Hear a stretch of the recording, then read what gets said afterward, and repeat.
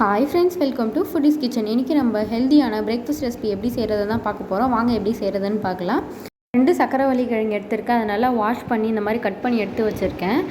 கொஞ்சமாக தண்ணி சேர்த்துக்கலாம். 2 விசில் மட்டும் வந்தால் போதும், நல்லாவே வெந்துடும். இப்போ குக்கர் ஓப்பன் பண்ணி பார்க்கலாம். சக்கரவள்ளி கிழங்கு பாருங்கள் எவ்வளோ நல்லா வெந்திருக்குன்னு.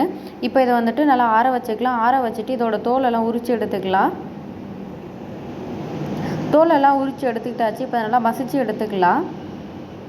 கொஞ்சம் கூட கட்டிகள் இல்லாமல் நல்லா மசிச்சு வச்சுக்கலாம். நான் வந்துட்டு கையால் தான் மசிச்சுக்கிறேன். நீங்கள் மேஷ் இருந்தால் கூட மேஷ் பண்ணிக்கலாம்.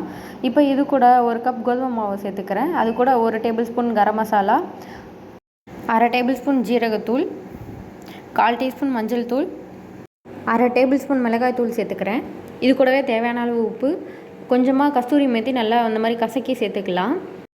இப்போது இதை நல்லா பிசைஞ்சு எடுத்துக்கலாம். இப்போ சப்பாத்தி மாவு பிசைவோம் இல்லையா, அந்த மாதிரி பிசைஞ்சு எடுத்துக்கலாம். அப்போ தான் வந்துட்டு மசாலா எல்லாம் ஒன்றோடு மிக்ஸ் ஆகும்.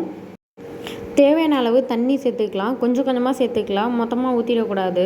பாருங்கள் எவ்வளோ சாஃப்டான மாவு ரெடியாக இருக்குன்னு. இதை வந்துட்டு நீங்கள் ஊற வைக்கணும்னு அவசியமே இல்லை. இந்த மாதிரி குட்டி குட்டி உருண்டைகள்லாம் பிடிச்சி எடுத்துக்கலாம். சப்பாத்திகளில் இந்த மாதிரி மாவு துவைக்கிறேன். அப்போ தான் வந்துட்டு மாவெல்லாம் ஒட்டாமல் வரும். ரொம்ப மொத்தமாகவும் இல்லாமல் ரொம்ப தின்னாகவும் இல்லாமல் மீடியம் சைஸில் உருட்டி எடுத்துக்கலாம். அப்போ தான் வந்துட்டு சாப்பிட்றதுக்கும் கொஞ்சம் சாஃப்டாக இருக்கும், சீக்கிரமாக வேகும். பாருங்கள் இந்த மாதிரி உருட்டி எடுத்துக்கோங்க.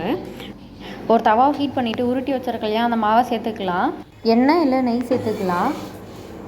பாருங்கள் ஒரு சைடு நல்லா வெந்துடுச்சு, இன்னொரு சைடு திருப்பி போட்டுக்கிறேன். எண்ணெய் கொஞ்சம் அப்ளை பண்ணிக்கலாம்.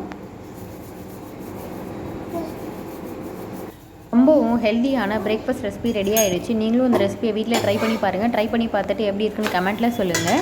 எப்பயும் வந்துட்டு ஒரே மாதிரி சப்பாத்தி செய்யாமல் இந்த மாதிரி செஞ்சு கொடுங்க. கண்டிப்பாக வீட்டில் இருக்கவங்க விரும்பி சாப்பிடுவாங்க.